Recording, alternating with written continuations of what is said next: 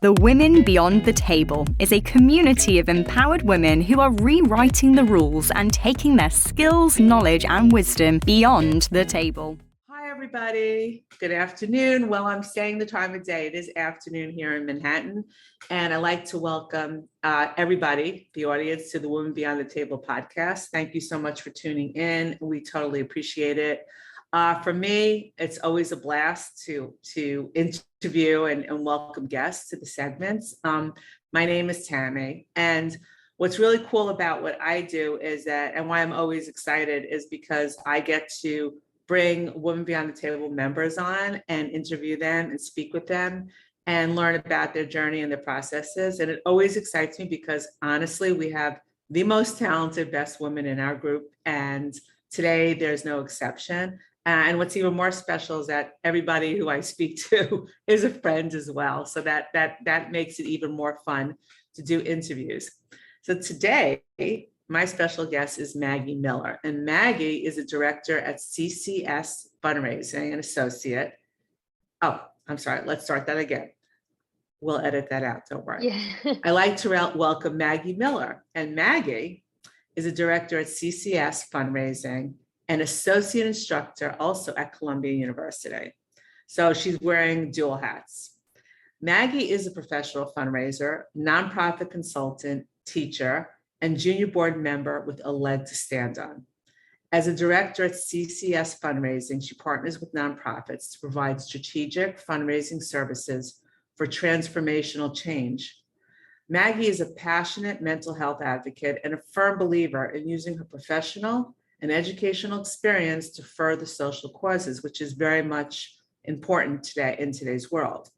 She holds a BA in journalism and public relations from the University of Georgia and an MS in nonprofit management from Columbia University. Maggie is truly someone who exemplifies getting it done. I can personally attest to her ability to wear many different tasks, as she's very involved with Women Beyond the Table, and personally brought a leg to stand on to our group's attention and made it possible to raise funds for this amazing organization on multiple levels. So Maggie, you're a doer and you're very busy, but I'm glad you took the time to be here today. So with that being all said, and I hope I got it right. You did. I'd like to welcome you, Maggie Miller. Hello. Thank you. Hi, Tammy. That was really nice actually hearing that all strung together. I've never heard that before, so thank you. Well, it's all about you. And you know what? Sometimes it's shocking when we hear somebody reading about us, right? Mm-hmm. I've had that happen because I've been a speaker in places and I've been interviewed on podcasts, and I'm listening to like my bio or something, and I'm like, who are they talking about? And I'm like, wow, that's so cool. Yeah, but the truth is that you are all these things. I mean, I see you in action a lot because of Women Beyond the Table as well. But you know what? You got here, you got to New York, and we're gonna like talk about your journey, and you're gonna show us how you got from A to B to C to D, because that's what I think is really important for the audience to hear. Like, how did she do it? And what's really cool is our guests are real people doing real things and having real lives with challenges and all, and going forward. And making it happen for themselves and whatever they want to do. So first off, Mag, tell me about your journey. Like, where did you start from? Because you're relatively young. I mean, you definitely achieved a lot at a young age. So how did you get to New York, and how did you decide to become in this nonprofit world and to really, actually excel at it? So give me some of that insight. Yeah, thanks for asking, Tammy. And as you mentioned, I'm an advocate for mental health issues, and I think I can't really tell my story without starting there. So I'll just say, growing up, I had a pretty turbulent home life, and I had an eating disorder by the time I was 14 years old. I was a alcoholic and drug addict by the time I was 17, and all of those issues, although I was excelling in a lot of areas, I was part of a dancing every single day in high school. I was the captain of the drill team. I was taking all AP classes, perfect grades. I was you were doing all that, but you were having all these like issues and like that you were dealing with. That's amazing that you were able to even, do anything at that point, to do everything so well. Very driven. And it was sort of my secret life. That was my secret life, Mhm. and how I showed up at school and how I showed up to my obligations was it was really where I got my self-worth from, was performing in those areas. And I mean, I'll just say that followed me into college. And in terms of knowing what I wanted to do professionally, I was completely and totally lost. But I did things like apply to the most challenging major within the most challenging college to get into at UGA. That's how I landed in public relations. And I just tried to continue to excel without really knowing why or where I was going. And I'll say, Did that put a lot of stress on you, that the drive to excel? absolutely. Yes, yeah. And I mean, that's a lot to do with how I was coping with that stress. There were a lot of unresolved issues that I had. There are a lot of really hard things that I was putting myself through just to be able to get up in the morning. But and all that is to say, I did go to a treatment facility for eating disorders my sophomore year in college, and I left because they wanted me to get sober, and I wasn't going to do that at that time. But then, by the time it was my College senior doesn't year, doesn't lend itself to, like, being sober either. Trust me, I was in college. I drank my way through college. So college is that atmosphere. So if you're into drinking, it's not a great place to try to not drink when everybody's drinking.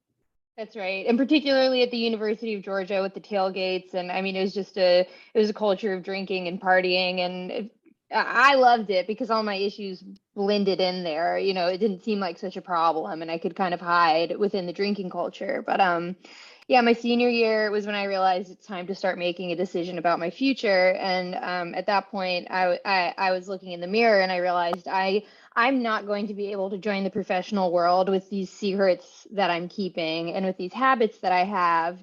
And it was at that time that I decided to take a semester off, and it was my last semester before graduating, to try and get sober. And, my family was pretty apprehensive about it because I was taking that last semester off. And if I were to fail, I think my parents feared I'd end up not coming back to college. So it was a big choice, but I knew it was the choice I needed to make. And I realized pretty quickly that I couldn't stay sober without help. So it was at that point that I checked into a residential treatment facility, which is a place that you go and you live until you're ready to leave, until the doctors decide that you're ready to leave. So I stayed there for 3 months. And during that time, I recovered from my eating disorder. I got sober. And when I came out, I did go back to college. And for the first time, I was getting, I was getting straight A's, 4.0 average, no problem. It was like I was the person that I was always meant to be after I left that. And, it's a hard decision to put yourself first when there's a lot of pressure to keep performing, and to keep pushing forward. But, what they always told me is that what you put before your recovery is what you risk losing if you don't stop to take care of yourself. So, Well, you did put yourself first because clearly you left school. You took the time that you needed, and even and your family, you didn't listen to your family and like start doubting, am I doing the right thing? You knew you had to do the right thing. My question to you also is, while everything was going on, did your family notice, or what, did you have the mask on for your family so that they really didn't know the what was going on in your head and how you were like suffering, or that you had issues? Like, did they not see it, or were you good at hiding it? well, I kept my family at arm's length because I wasn't ready to give up the coping mechanisms. There were times when my mom, expressed concern about my weight, and I didn't want to give up what I was doing. So to me, the solution was to It's control. put, yeah, Yeah. put distance between myself and her. So especially when things got really bad with drugs and alcohol, and when that was, I really needed it to survive. There were a lot of, I missed both of my sister's graduations in college. There was a really important funeral that I missed, and all of that was because I just knew I couldn't show up there without exposing my secret and showing people how bad things were. So there's a lot of regret that I have for, those important moments that I missed. And my mom once said to me, she said, we always had a seat for you at the dinner table, and it was an empty seat for a long time, but we're really glad that you're back with us. You must be glad that you Oh, got I'm there, so glad that I'm back. because a lot of people don't. They don't get there. Yeah. And yeah, valuing family and that connection with people who really love and care about you. It just, I think for some people that's number one. And for me, it was at the bottom of the list, whereas drugs and alcohol and really just anything, any sort of self-destructive behavior that felt good while I was doing it, but had really detrimental impacts on my life in the long run. That's what I Well, what's prioritize. pretty fascinating is like on the one hand, you had the drugs, you had the alcohol, you had this going on and these feelings. And on the other hand, something was driving you to succeed all the time, which I find fascinating because in normally you'd see somebody in this state, they're not successful. They're not getting aid. They're not showing up anywhere, you know? So that's really interesting. And that just kind of speaks to you like who you are, and that you were able to pull yourself out of it because a lot of people would give up. So now, okay, so you're in Georgia, and then how did you get, what made you decide to go to New York after you got out of on the residential plan? I'm sure that you graduated from UGA, and then you had to make up a decision like, where am I going to wind up, and how did that work from there? Yeah, I graduated and I had no idea what to do. I was just trying to eat 3 meals a day at that point and not drink. So, I did graduate. I graduated with honors and I went back to Atlanta and I just needed time to figure it out. So I think I started working at a toy store. I was making $7 an hour, Mhm. maybe. I was nannying for a family, and it just took a year to really figure it out. And it was hard because I knew, that I was a very talented, capable person, but I just didn't have I didn't have my legs underneath me yet in sobriety. So it was a really hard year, and I thought about applying to a program in psychology at Georgia State, and I think this is really leads into how I got into fundraising because once you realize how hard it is to recover from addiction and how lucky you are to be one of the people that was able to pull yourself out of it. I think that there's this big drive, and I think this is common among a lot of the people that I know in recovery communities. There's just this drive to give back and to help other people learn what you had the privilege of learning. So I tried that and my application was rejected immediately. Because, I didn't put in the work to try to become a psychologist. It was just sort of, I don't know what I'm doing. I'm going to send this application in and cross my fingers. And it didn't Yeah, turn but out you know well. what's amazing? Like the program that you're applying to is, well, this is what their job is, right? Psychologists, Hmm. psychiatrists, all that is to help somebody. Hmm. And the fact is that you're coming from a place and you understand this, and that you have a need to do this, and that that didn't resonate. Like I just find that kind of fascinating that because of I'm always like, everybody can talk the talk, but when you walk the walk, you're coming from a complete different place. And actually, you would have been the perfect person for this program because you walk the walk and you would understand, you'd have compassion and empathy for anybody coming to you, talking you be the right person to actually go through this program because it's not just about, being book smart, it's about being people smart. And you already had that experience. And it's funny that they didn't get it and that they're here to serve people too, to help them straighten out. So maybe that's why people like really are turning to coaches more than they are to psychologists at this point. But I'm sure there's still a need for psychologists. But anyway, sorry for cutting in. I just found that fascinating when you said that. No, and I mean, I'll give Georgia State the benefit of the doubt in that situation because there was more work I could have put in, but ultimately not going to Georgia State is how I ended up where I am now. And like you said, I mean, I did get a master's degree from Columbia, so it was good that I So it all worked out. that I held out. But and I'll say too, I mean, being able to walk the walk, like you said, there's other ways to support people. And I figured that out really quickly. And while I was still in Atlanta, I started a group with ANAD. It's the Association, ANAD. It's a nonprofit supporting people with eating disorders, and so I was a group leader, and I got together about 5 women, and we'd meet every week, and we just talk about recovery. So that was a really cool way to get back involved, and I guess that's a good segue because that was a nonprofit, and I continued to find interest in supporting nonprofit organizations. And there was a year I tried to be a preschool teacher, and that sort of segued into wanting to do something that, wouldn't be the same every single year. So that's how I ended up at my first nonprofit. It's now called the Ellis Center it's just called the Ellis Center. The Ellis Center of Atlanta is what it was called before. But I became a development assistant, and I didn't know actually what that was. I didn't know what the word development meant at the time, but it turned out it means fundraising. So it was great. It was a small nonprofit, and they really just threw me in. And, like most small nonprofits, they're understaffed, under-resourced. So I was able to really have jump hands on in. everything. Yeah. Mm-hmm. And so, I got to get a feel for marketing, for writing solicitations, hosting a really big fall fundraiser. That was amazing. And I too, at that time, got to be a classroom assistant. So I was working with children with profound disabilities. So children who are deaf, blind, or have mobility issues because of maybe a birth defect. So I got to learn tactile sign language and communicate with these incredible kids. And it was really after that job where I just realized, corporate America was not going to be for me, because I got to go to work and, while I'm supporting these kids, they were also changing me in a way just opening up my heart and exposing me to just the really profound ways that children can persevere. So that was incredible. But you were also for me. still a kid. It wasn't like you were like this 50-year-old woman experiencing all this. Like it was you probably felt some kind of kinship in some ways. Like they had their issues and their challenges, and you also had yours, and there was that connection. But when you were like a kid and you were studying all the time and you were getting, these great grades, did you see yourself more in the corporate world? Was that ever like a thought in your head, or you always were like, it's not for me?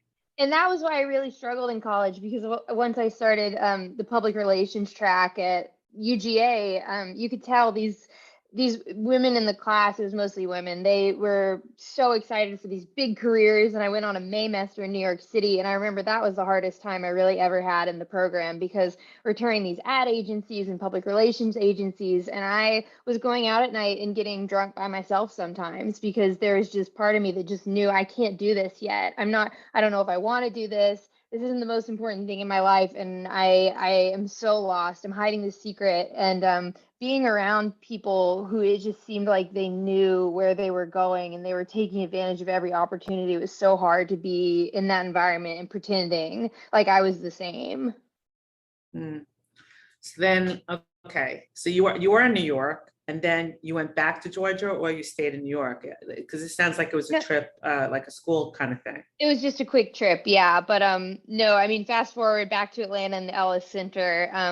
I just realized I wanted to move to New York. I'd wanted to live in New York my entire life, and I'd always been too scared to move. And really, it was because of my issues. I wanted to be safely near my addictions. I wanted to be in a place where I felt like I could act out, and that, the consequences would be less minimal. I'm somewhere that I'm familiar with. It was such a scary idea to move to a different state, and especially a city like New York with the issues that I had. So it just, I just started getting stronger, and I realized it was time to move. And that's when I moved to New York City Hemophilia chapter. The executive director there took a chance on me and let me come and be a development manager. It was amazing. We were serving people with rare bleeding disorders. And so I was raising money for their events, and, we planned a big gala. But once again, it was a small nonprofit setting.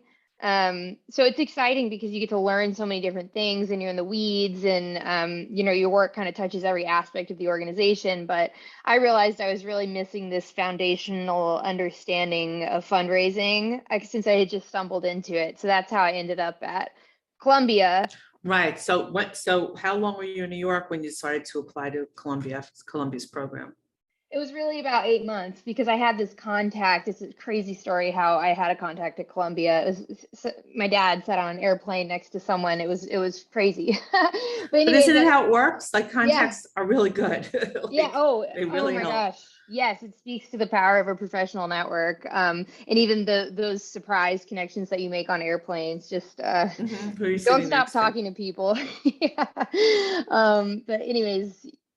Yeah, she encouraged me to apply to a development assistant role, which felt like moving backwards. But I took the job because I wanted to be, even if I was at the bottom of the totem pole at a place like Columbia, at least I was at Columbia. And I stayed there for years. I was promoted twice. I ended up as an assistant director. Accomplished a lot of really cool things there because of the people who were supporting me. It was really a women-led team, and I'm so grateful for the mentors that I had there and the people that I got to learn under. And that's when I applied to the School of Nonprofit Management at Columbia, and I was lucky to get a free degree. They have full tuition benefits for full-time employees, and that's how Wow. So I didn't know that. So you were working Yeah. there, and then you segued into the program, and brilliant. That's really smart. And a lot of the people at Columbia do that. It's a really great environment, and they set things up so that you can pursue professional development opportunities. And I can't say enough about Columbia. Well, I was reading that you're still like involved with Columbia University as an associate instructor. So it's good that, you should keep that, because you probably, I find that in schools, there's just a lot going on. Like, you can find out a lot of information, and they seem to be a hub of what's happening and what's going to happen next, and where you should be going. And of course, there's always the connection factor, which is really helpful. So you get that at school too. So, okay. So you had your aha moment about nonprofit work, and do me a favor, explain what constitutes a nonprofit versus a for-profit, because we want to make sure that the audience is like well aware of the difference, because there is a difference. Yeah, so there's really three sectors. There's the government and there's businesses. And so in a perfect world, businesses and the government together would give us everything that we need as a society. It would solve there wouldn't be any issues. There would be no poverty. There would be no, diseases, because we'd have all the resources from these two sectors to accomplish everything that we need. Obviously, that's not the case. There's plenty of poverty. There's plenty of diseases with no cures, for example. So that's where nonprofits come in. And nonprofits really bridge the gap between the two other sectors. And people who start nonprofits set out to accomplish a mission. Maybe it's to cure breast cancer or to fund breast cancer research. And what qualifies it as a nonprofit is that they're driven by that mission. It is their number one priority. Everything that they do is about curing breast cancer. And it's not that you can't make profits, but profits are a secondary priority. So right, but nonprofits make money and they pay salaries. It's not like they're just like, oh, kumbaya, no, there's no money, doesn't exist, because they're just in a different end of it. But it is a business in a lot of ways, what they do. Yeah. Yes, it's absolutely a business. Salaries are absolutely paid out, but the way that they generate revenue, for the most part, nonprofits have fee-for-service revenue. So that's like a college offering, a college degree. You pay for that. Right. However, there's still this, like Columbia, for example, there's still this gap. We have where we need scholarship funding. We want to bring in students from diverse socioeconomic backgrounds. And so we have to fill this gap so that we can give them free tuition. And that's where the fundraisers come in. And that's what I do. Yeah, so I'm someone who comes to work every day and I say, who are our biggest donors? Who is a good person to have a phone call with, and who do I think might want to fund that scholarship? And so my job is really to connect philanthropists, or even someone who may not know they're a philanthropist yet, but with opportunities to make the difference that they care the most about. So I really see myself as a liaison between people who want to do good and the causes that I can connect them with to accomplish that drive to do good. Well, it's really interesting because I feel like today's society is shifting, where people, they want to do good, they want to know the source of things, they want transparency, they want to give back, they want to serve on some level. So, and even with purchasing products, in the capitalist side of things, people want to buy a product that they know is that company is doing something good, that they're helping somebody. That's where they prefer to be. Have, like, in your lifetime, I'm sure you've seen that shift. But it wasn't always like that necessarily. Like, the buying population really just cared about the product and the price. And now they care about other things, and I think it's a process. It's probably definitely a process that happened over time. But for you, for all the things that you do and the hats that you wear. So we say that studies are showing that forming positive habits, are the key to mental health, and they're the key to accomplishments. So what would you say are some of the habits that you adapt or that you have adopted, to help you along your road and your path? What are some of the things that you do? Well, it's so funny because in rehab, the first thing they say is that addicts and just people with mental health disorders benefit from having a routine. And I had no routine before. It was just hoping that I could get out of the bed in the morning and accomplish something. That's what my routine was. So really, that's what they do when you go to rehab. It's getting up at a specific time. It's,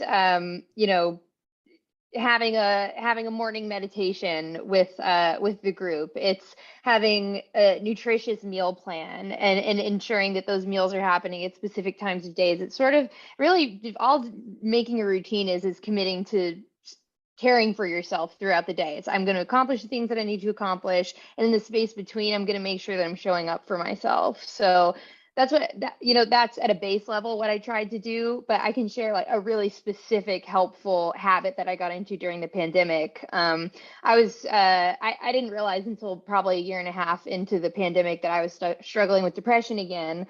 And I had to seek out new support. I had to seek out new recovery communities, but something that I was doing was rolling out of bed at 9:30. Work starts at 9. I would roll out of bed at 9:30, and I would show up to my Zoom meetings, camera off and pajamas.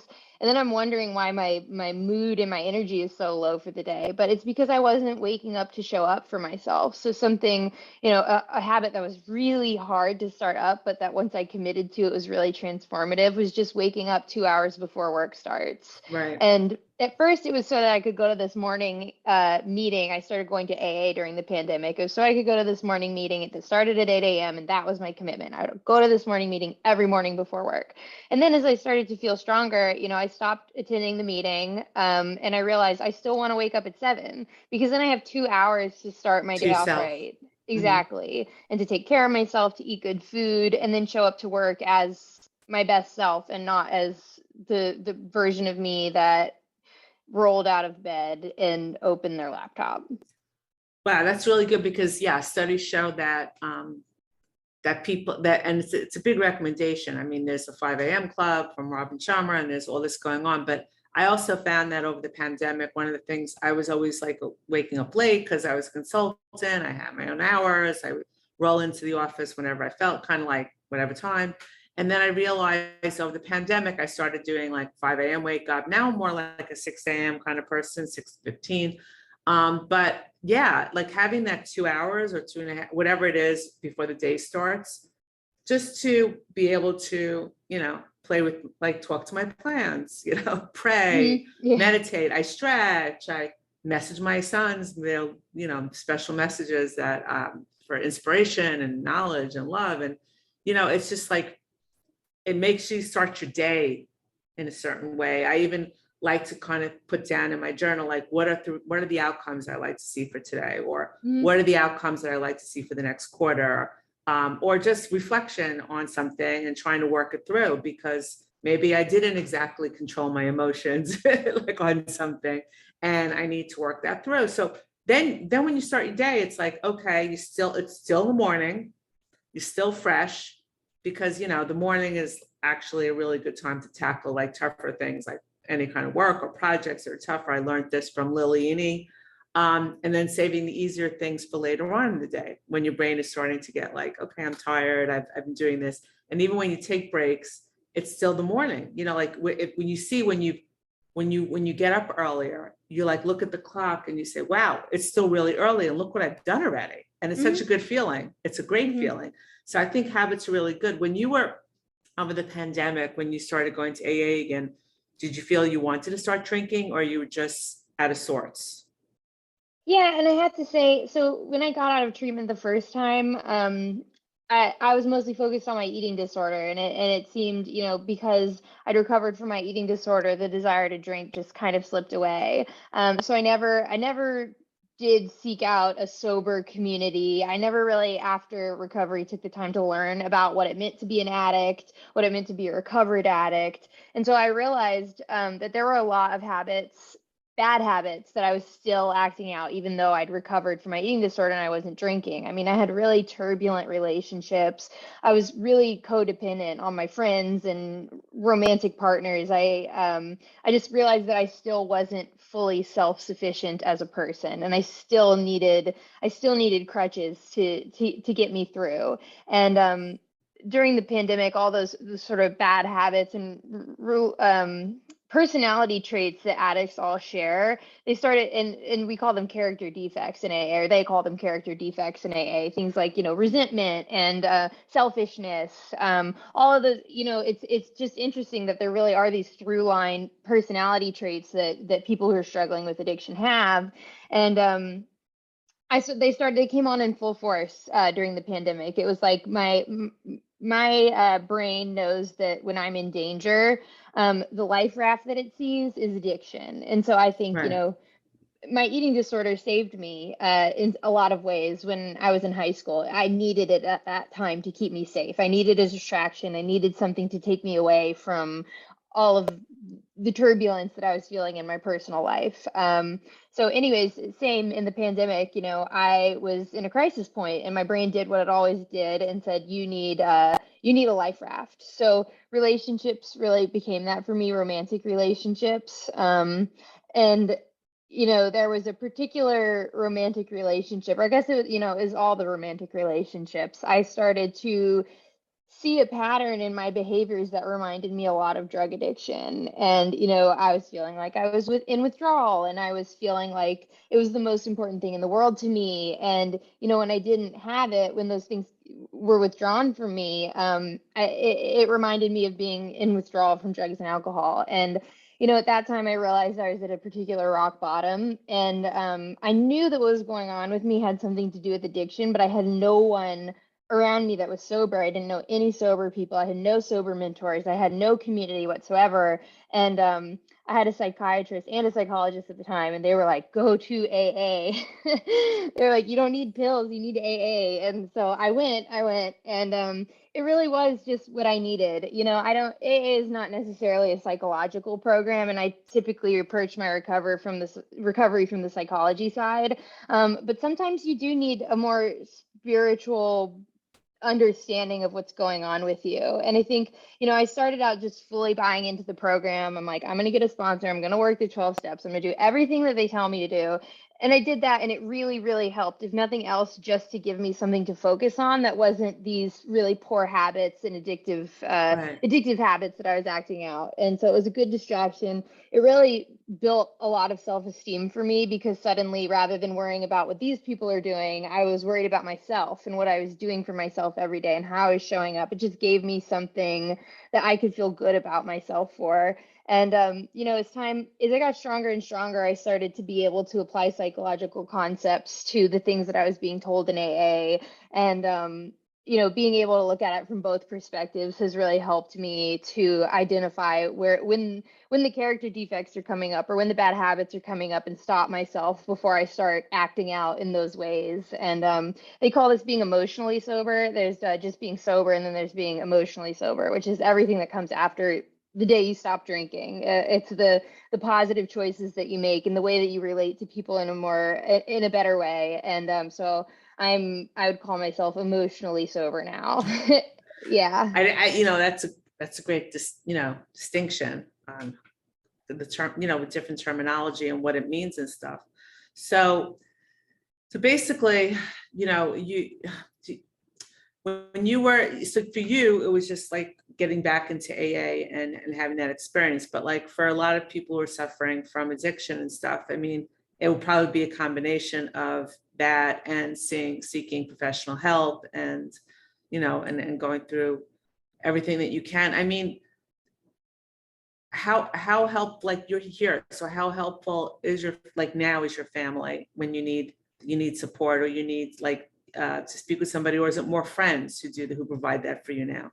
Yeah, my family and friends are amazing and they show up for me every single day and they're so proud of me. They never stop telling me how proud they are of me, even despite some, bad mistakes that I made while I was drunk. They really love me unconditionally. But I have to say, um, knowing people who have the same disease as you is so important because no matter how much I explain it on a podcast or how much I explain it to my friends or my Right. family, Nobody, no one's yeah. going to get it. No one's going to know exactly what I mean the second the words come out of my mouth. And that's the benefit of going to these support groups like ANAD, like the group that I started. For me, going to these AA meetings or even just, generic support groups. It's people who get it. And if you're really, truly having a crisis, and that's what I see the benefit of having a sponsor as when I just need someone to remind me, this is your disease making you feel this way. This isn't reality. Right. This is She your can bring me perception, but it's back. not, it's not happening. Yeah. Yeah. That's really, I'm curious. I was watching Euphoria. I watched both seasons of it Yeah. and it blew me away. I was just like, like besides the fact that they're young kids too, but like that seems to be a situation that's happening. Have you watched it and is that how it is? Yes. Oh my God. And I mean, my high school experience was not so extreme, but it was similar in a lot of ways because drugs were accessible. Hard drugs are accessible. And Listen, when I was in high school, in the 70s, drugs were very accessible. I was yep, in that culture. yep. Yeah, so I think we all relate to it in some ways, but I will say in this most recent season, and if anybody hasn't watched Euphoria, the protagonist is a young girl who is struggling with addiction in high school, and there's an episode where she is acting out so terribly. She's saying horrible things to her friends. She's saying horrible things to her family. I mean, you watch her and she's acting like a monster, kicking doors down, and her little sister's crying. And you just can't imagine how somebody could do that to the people that they love and that are supporting them. But that's the really, really messed up thing about addiction is because you have a mental health disorder that's making you act that way. But Right. you don't get, it's just a horrible situation because you do have to take responsibility for the ways that you're acting because you will act like a monster. But at the same time, you're really, really hurting. And so how do you put these people who are trying to support Well, you? that was what was amazing. She was so good at it. I mean, she went from this violence to this crying and saying, I'm sorry, I'm sorry, I'm sorry, because she was aware on some level of what was she was doing, but there was no control.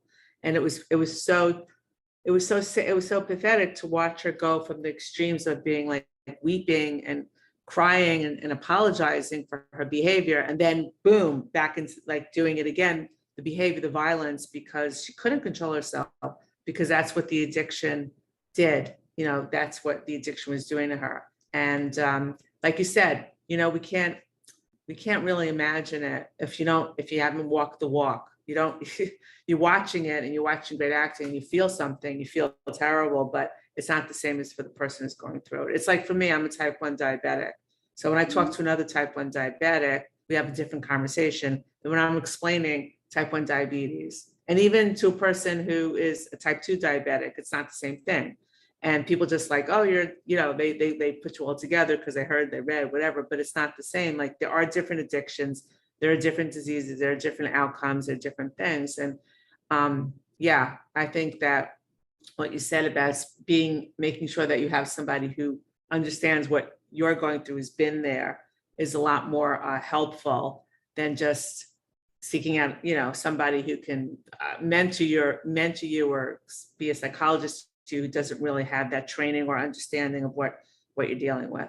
So bravo to you Well, that you're thank able to you. take all that on and do it, because it is not easy. And it, like, to this day, I mean, you're young, but like, if you had to go back and talk to your high school self, what would you say to her right now?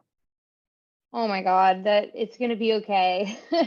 That it's going to be okay and just don't give up. Even on the worst day, just don't give up. And I think about that all the time. I know a lot of people who've committed suicide and who committed Yeah. suicide during the pandemic, especially. And, there were so many times where I was considering that. It seemed like it was the only way out because you can feel so alone and so isolated. And I'm so lucky, like you said, there is this drive inside of me to keep getting good grades. And I think what that was just a belief in my future that That you had a there was, future.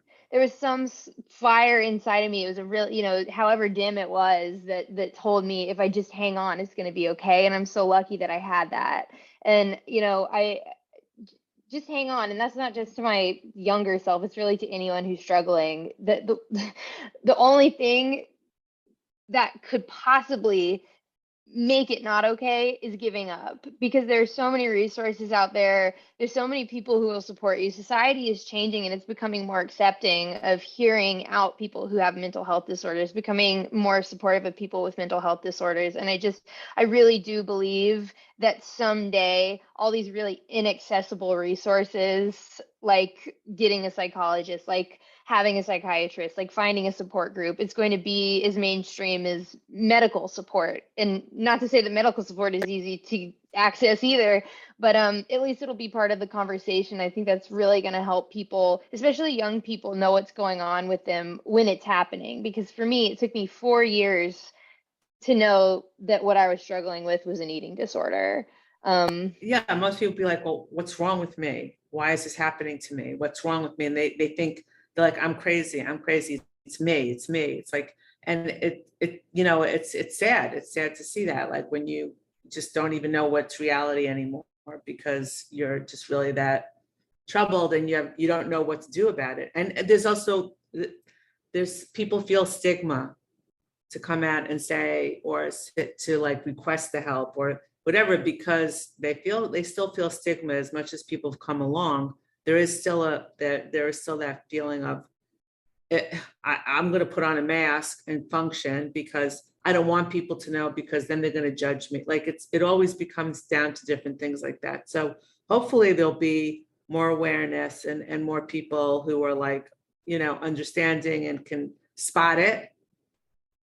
Because, if you're really good at hiding it, it's very hard to spot, especially, and then you have the situation like I'm a mom, right? And if I see anything that looks with my kids, I'm like, what's going on? And they don't even want to talk to me. Like half the time they just like go away.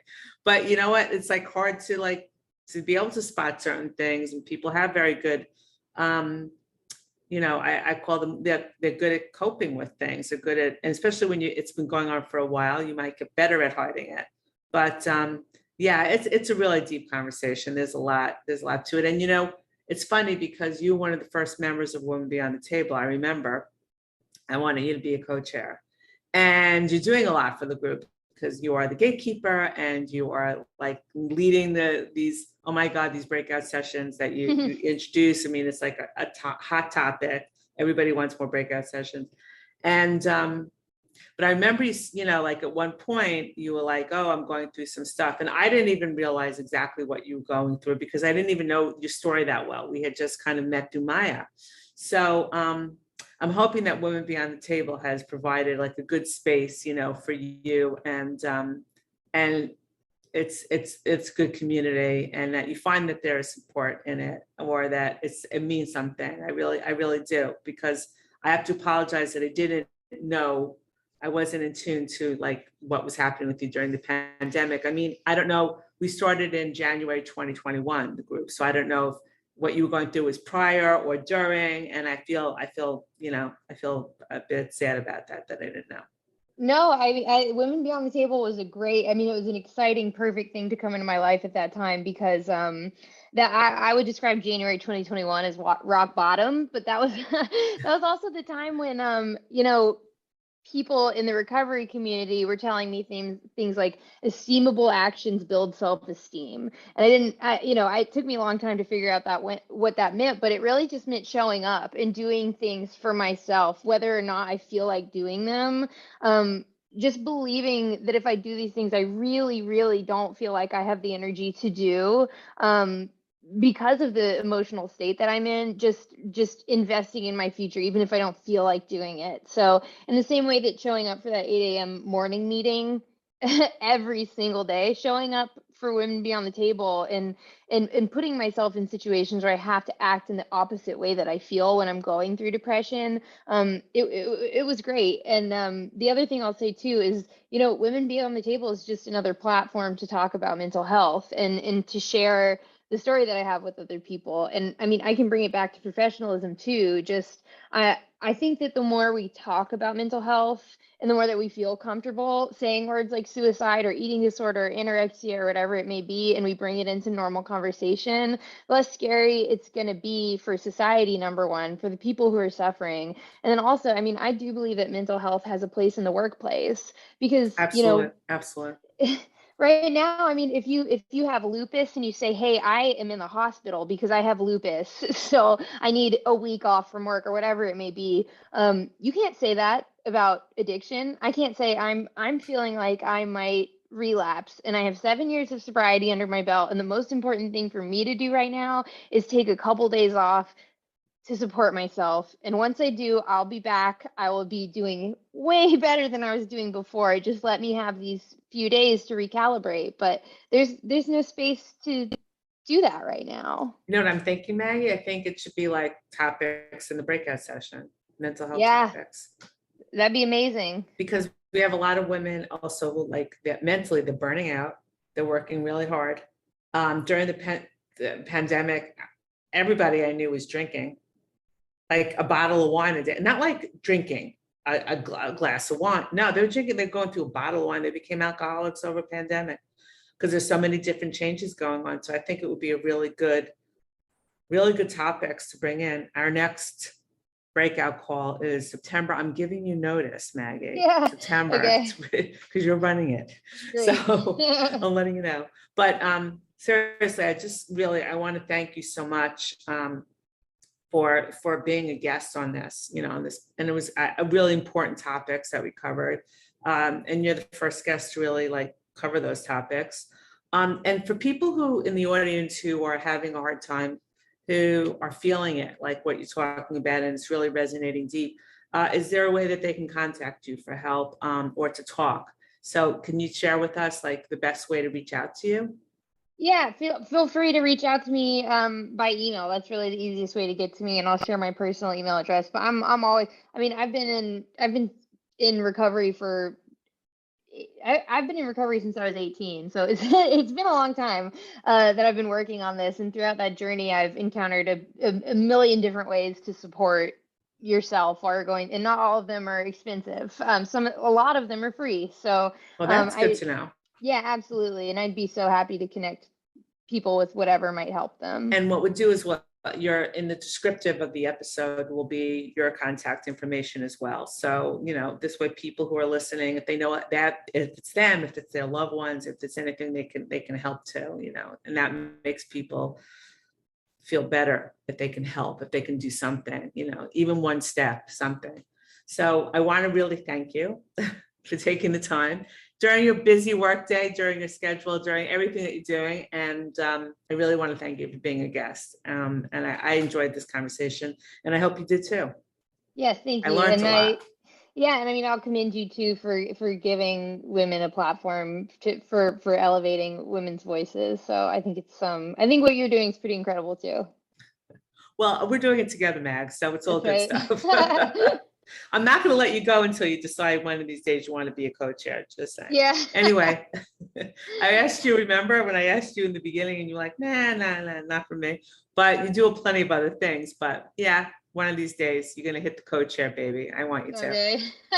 I mean, so listen, I'm saying ciao for now, and I'll speak to you again sometime soon. Take care. Awesome. Thanks, Tammy. Bye. Thank you so much for listening. We hope you enjoyed this episode as much as we enjoyed bringing it to you. We would love your support, so please leave us a review wherever you listen to this podcast. If you are interested in hearing more of the Beyond the Table podcast, please subscribe so you don't miss out on future episodes. Check out the show notes to find out how to reach us, and remember, you are strong, intelligent, and sensational. You are Beyond the Table.